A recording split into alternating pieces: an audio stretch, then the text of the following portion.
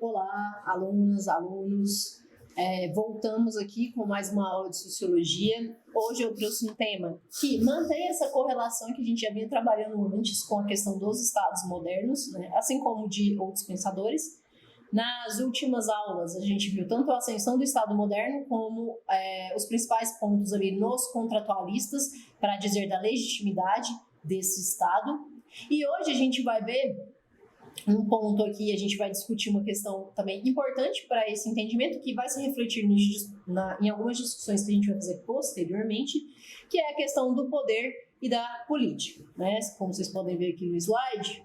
Para a gente começar a entender essa relação entre poder e política, né, já que a gente falou muito ali sobre, né, soberano, Estado, legitimidade, vamos começar com a pergunta: o que é política, né? Vamos pensar que política ela não vai se resumir simplesmente ao que a gente convencionou ver no senso comum de eleições, candidatos, voto, corrupção, né? Vamos lembrar daquela discussão que a gente fez entre senso comum e senso crítico, né? Noções científicas, né? Vamos pensar que, e isso é uma coisa também que se tornou muito comum na discussão, né, das pessoas no dia a dia, principalmente com... Vamos pensar então se o que a gente entende como política, né, são só coisas ruins ou existem coisas boas também, né? Então, e vamos pensar que elas não se resumem simplesmente a eleições. Por exemplo, hoje você pode postar na internet uma frase, né, do tipo: odeio todos os políticos, o governo é corrupto, etc. Nem todo regime é assim.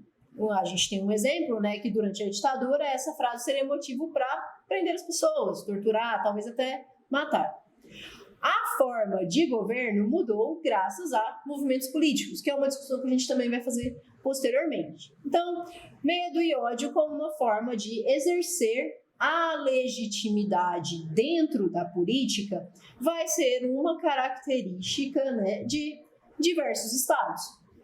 Vamos pensar também que em alguns, por exemplo, problemas graves que a gente tem no Brasil, como fome, como racismo, como desigualdade, será que eles podem ser resolvidos sem política?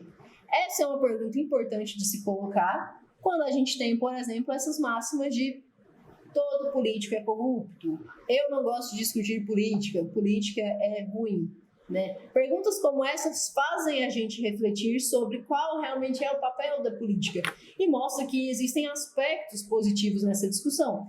Por isso é uma discussão bastante necessária na formação de qualquer cidadão e por isso ela está incluída dentro da nossa disciplina. Vamos ver aqui o próximo slide. Para entender um pouco isso, né, a gente recorre a uma daquelas 3 disciplinas que abarcam a nossa área, que eu falei para vocês, né, que é a ciência política. E nela, eu falei para vocês também no início do nosso curso, que um dos conceitos mais fundamentais, se não o mais fundamental, é justamente poder. Então, o que vai ser isso, né? Qual que é a relação? Política, em resumo, é, por um lado, a luta por participar do poder, ou influenciar a sua repartição desse poder, né? Ou seja, aquelas disputas de interesses de grupos antagônicos, que a gente já falou também lá na aula passada. Então, política não é só eleições. Política é muito melhor pensado se a gente entender ela como uma luta por participação e por influência na repartição do poder. E, por outro lado, ela é indissociável da economia, do caráter econômico da sociedade, como a gente viu também em alguns autores como o Marx. Dentro disso, o que vai ser poder, então? Já que entender poder é fundamental para entender o que seja política, né? E entender política é essencial para o entendimento de outros conceitos que a gente vai trabalhar nas próximas aulas. A definição mais clássica e conhecida de poder é a que vem do Weber, um autor que a gente viu também nas aulas passadas. E ele vai dizer que poder é a possibilidade de impor a sua própria vontade. A gente tinha visto também isso, mesmo que contra a vontade dos outros, por meio de ação racional estratégica, ou seja, meios para fins. Lembram lá que a gente viu de ação legítima, né? Tipo os ideais. Então, que poder é essa imposição da vontade? Só que existem outras formas, né, de definir poder que são muito importantes, que foram influenciadas por autores como Weber, mas também outros autores, e são definições importantes para a gente entender a dinâmica do poder e, consequentemente, entender a dinâmica política que vai influenciar os nossos estudos sobre outros conceitos daqui para frente. Uma primeira definição importante de poder para a gente discutir aqui é a da Hannah Arendt. O que ela vai falar? O poder é um fim em si mesmo e se consolida através de instituições. O que Weber considera poder, é se impor a sua vontade, fazer as pessoas cumprir a sua vontade, ela vai considerar como uma forma de violência, porque ela vai falar que é uma imposição, então ela vai ver uma imposição como violência. Para ela, então, o poder, de fato, é justamente a faculdade de alcançar acordo quanto a uma ação comum. Percebam aqui a importância dessa noção de acordo. Isso está muito ligado com algumas noções que a gente tem até hoje de lido com a política, com discussões democráticas e assim sucessivamente. Então, esse poder, ele repousa na capacidade de persuasão, segundo a Hannah Arendt, no entendimento recíproco daqueles que vão deliberar num debate, por exemplo, quem tem o melhor argumento. Então, ela vai falar, né, desse entendimento recíproco entre aqueles que deliberam entre si em um contexto, por exemplo, de comunicação livre, de argumentos livres, né? Então, você tem ali o direito de argumentar, de debater, de falar o que você quiser, sem, por exemplo, ter alguém te ameaçando, impedindo você de falar o que você queira. Ou seja, comunicativamente estabelecido, o poder vai se caracterizar como sendo perlocucionário, ou seja, ele visa convencer o outro, e ele vai ser também inlocutório, ou seja, convencer de forma não coercitiva. Isso tem a ver com a legitimidade do poder, tá? Vamos ver aqui no próximo slide outra definição do Talcott Parsons, um outro autor importante também que trabalha a noção de poder. Aqui ele vai se posicionar em uma vertente mais ligada ao Weber, lembrando que a Hannah Arendt falou, né, que a definição do Weber era violência. Para ele, então, o poder é visto como a capacidade geral de um sistema, ou seja, de uma sociedade, de mobilizar recursos e, né, por exemplo, meios de coação, por exemplo, para atingir objetivos coletivos. Então, mobilizar recursos para atingir objetivos coletivos. E, né, esses recursos podem acabar sendo meios de coação. Assim, a gestação e ampliação do poder ocorre através de uma maior influência sobre a vontade da população, que é exercida sobre a liderança política, de várias formas.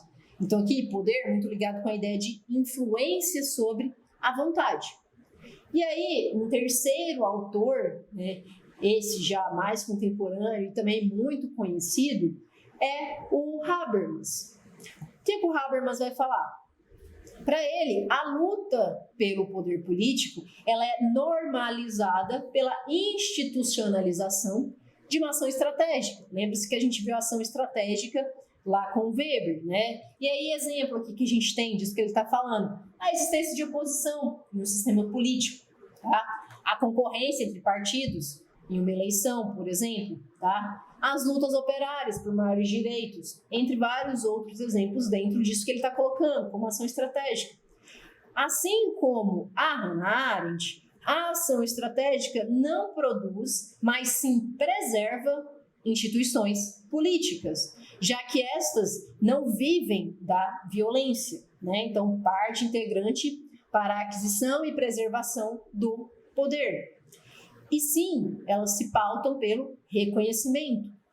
E aí, acompanhe aqui no próximo slide.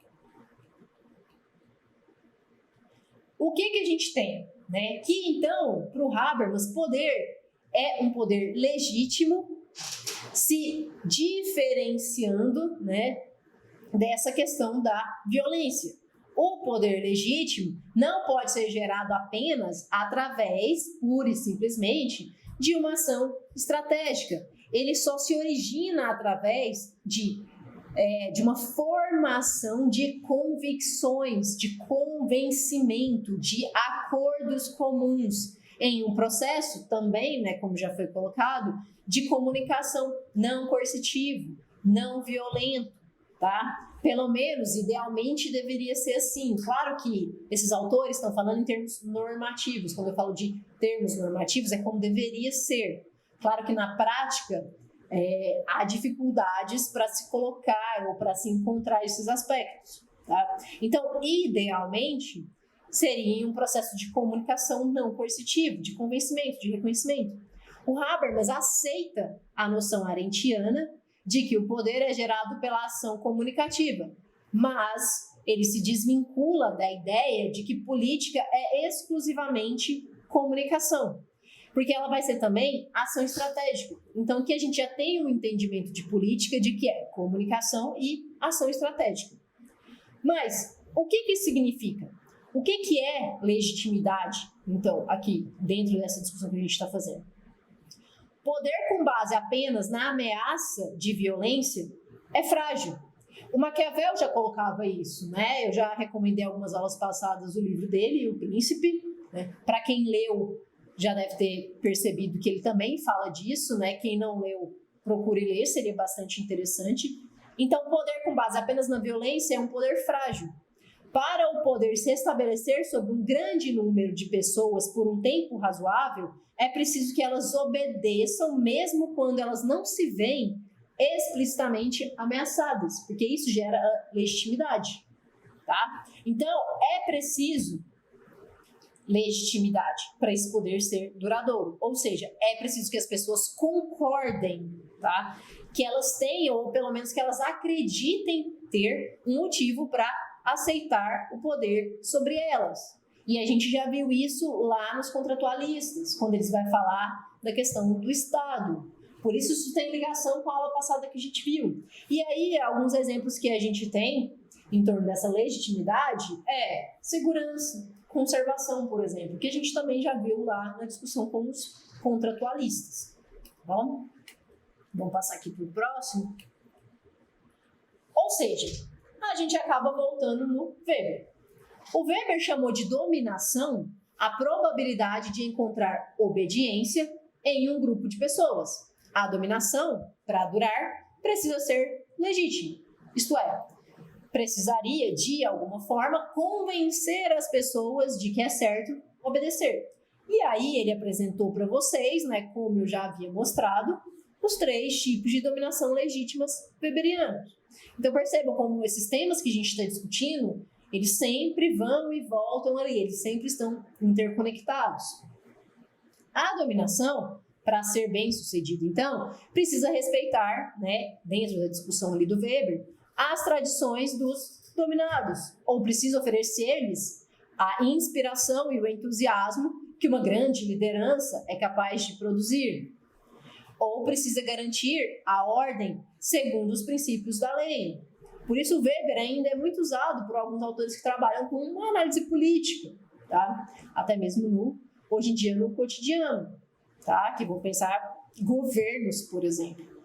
Ou talvez, né, segundo Weber, precise oferecer as 3 coisas, ou ainda outras que o Weber não listou, mas que outros autores listaram, porque, como eu falei para vocês, vários desses autores foram inspiração para a construção de outras teorias de outros autores. E aí, por outro lado, os dominados, eles não se limitam simplesmente a obedecer, sem nada em troca. Eles têm valores, por exemplo. Eles têm expectativas que eles buscam cumprir. E eles têm também exigências. A gente viu um pouco dessa discussão de exigências quando a gente viu os embates de interesses antagônicos, tá?